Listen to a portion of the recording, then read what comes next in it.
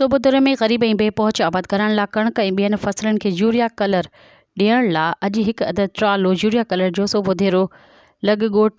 मुड शहर में पहुतो, जंहिंमें 1200 बोरियूं पियल हुयूं। गवर्नमेंट कैंपस हाई स्कूल मुड जे साम्हूं रोडनि ते खुले आम सरकारी रेट ते डिप्टी डायरेक्टर एग्रीकल्चर जनाब अब्दुल सत्तार सोलंकी ॿियनि तालका ऐं ज़िले जे ऑफिसरनि एग्रीकल्चर जी निगरानी में हिकु अदद शनाख्ती कार्ड ते 2 अदद यूरिया कलर जूं बोरियुनि जे हिसाब सां ॾिनियूं वयूं, जंहिंमें सोबोदेरो ऐं आसपास जे सभई आबादकारनि खे सहूलियतूं मुहैया कई वई। इन मौक़े ते आबादकारनि जनाब Abdul Sattar Solanki deputy director agriculture जे अहिड़े क़दम खे साराहियो।